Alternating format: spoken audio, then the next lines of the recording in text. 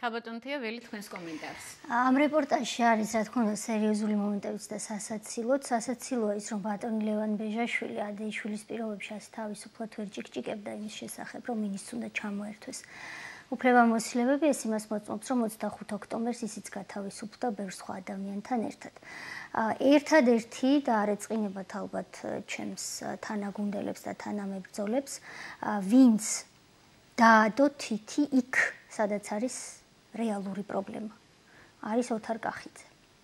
მან თქვა ერთადერთმა ის, რაც არის რეალურად პრობლემა. ან შეიძლება იყოს პრობლემა.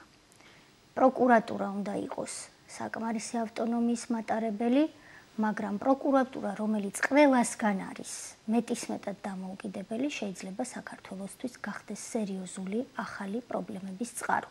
არა იმიტომ, რომ ადამიანები, ვინც იქ არიან, ან ვინც იუსტიციის სამინისტროში არიან, ან ვინც პარლამენტში არიან, ვერ მართავენ სწორად პროცესებს. არა, უბრალოდ სისტემისთვის ეს იქნება, ჩემი აზრით, საკმაოდ ნეგატიური.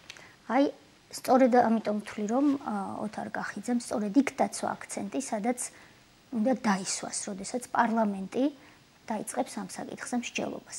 დღეს საუბარია რაზე? საუბარია იმაზე, რომ პროკურატურაში დაიწერა ახალი პროექტი რამდენიმე კვირის წინ, რომელიც უკვე პარლამენტში დევს და პროექტი გულისხმობს იმას, რომ არა მხოლოდ მთავარი პროკურატურა უნდა იძენდეს უფრო მეტ ავტონომიას, არამედ ის რეალურად უნდა გახდეს დამოუკიდებელი.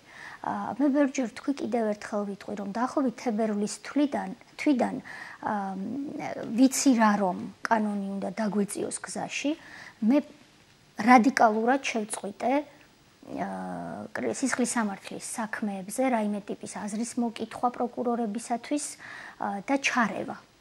რატომ არ ისჯება ეს, რატომ არ ისჯება ის, რატომ არ ხსნით ამას თუ იმ ადამიანს თანამდებობიდან, რომ მაქსიმალურად მთავარი პროკურატურა იყოს პოლიტიკური მონაწილეობისგან თავისუფალი. მაგრამ მნიშვნელოვანია ის ბერკეტები, რასაც ვიღაცა, სულ ერთია ვინ იქნება ის, შეინარჩუნებს იმისთვის, რომ პროკურატურა არ ჩამოყალიბდეს მონსტრად. იქნება ეს საპარლამენტო კონტროლი, რომელზეც რეპორტაჟში იყო საუბარი, იქნება ეს მთავრობის კონტროლი, თუ იქნება ეს იუსტიციის სამინისტროს მინისტრის კონტროლი, ეს მსჯელობის თემაა. მაგრამ კონტროლიდან გასული ძალოვანი სტრუქტურა არ შეიძლება ჩვენ დავბრუნდეთ საბჭოთა ხანაში, ეს არის წარმოუდგენელი რამ.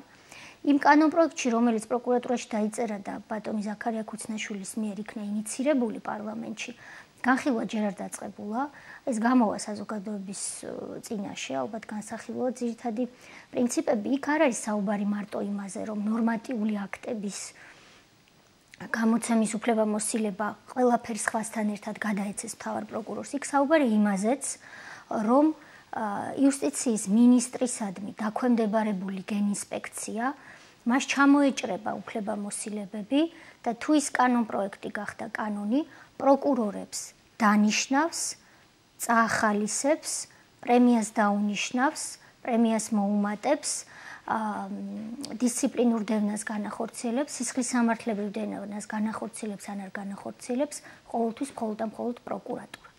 ანუ ის, ასე ვთქვათ, გარეშე, ჭყალებში გარეშე, იმიტომ რომ იუსტიციის მინისტრი არ არის გარეშე, კონსტიტუციაში წერია, რომ ის არის ზოგადი ხელმძღვანელი პროკურატურის ორგანოების, კარგავს იმ ბერკეტსაც, რომ თუ კი პროკურორი ჩაიდენს დანაშაულს, ვიღაც ნეიტრალურმა გაარჩიოს საქმე.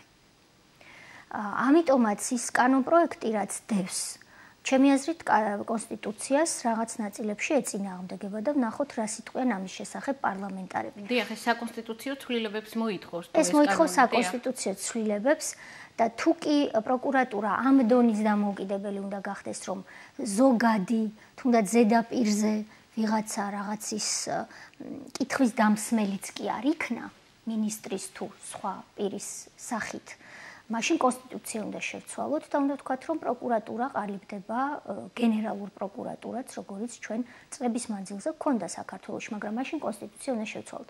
ასეა თუ ისეა, დე ფაქტო სიტუაცია დღეს არის შემდეგი. იუსტიციის მინისტრი დღეს იმიტომ, რომ კანონი არის, ასე ვთქვათ, შემუშავებული კანონპროექტი არის უკვე პარლამენტში, აღარ ერევა იმაში, თუ რომელი სისხლის სამართლის საქმე როგორ უნდა წარიმართოს. ეს არის ფაქტი. ამას ჭირდება ახლა კანონით გაფორმება, რომ საზოგადოებამ იცოდეს, ვინ რაზე აგებს პასუხს, რაზე ვაგებ პასუხს მე, როდესაც მომთხოვენ პასუხს, რაზე აგებს მთავარი პროკურატურა პასუხს, როდესაც მას მოსთხოვენ პასუხს. ერთადერთი მთავარი არის ის, რაც დასანანია რომ ეს ადამიანი იყო ჩემი წინამორბედის ხელქვეითი, სწორად თქვა ბატონმა კახიძემ ერთი რამ.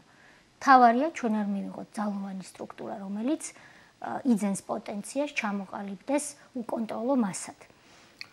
დღეს ვინც არიან იქ შეიძლება ხვალ აღარ იყონ, ამიტომ ერთ ადამიანზე, თქვათ არჩილ კბილაშვილზე, რომელსაც ვერაფერში დავადანაშაულებთ, რომ რაღაც უკიდურეს ძალაუფლებისკენ მიდრეკილება აქვს, ის თუ შეიცვალა ერთ დღეს, ხომ?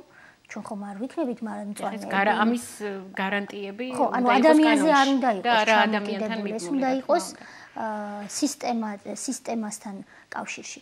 პრემიერ-მინისტრის მოსაზრებაა, რომ ჩვენაც შეიძლება მალე უნდა დავიწყოთ ნორმალურ და ქვეყნისათვის მისაღებ დემოკრატიულ სისტემის შემქმნელ კონსტიტუციაზე მუშაობა და სწორედ მაშინ უკვე არა ესეთი ზედაპირული განხილვების შედგება, ვთქვათ, ორკვირიანი და სამკვირიანი, ისეთ მასშტაბურ თემაზე, როგორიც არის ქართულ სამართლებრივ სივრცეში პროკურატურის ადგილი.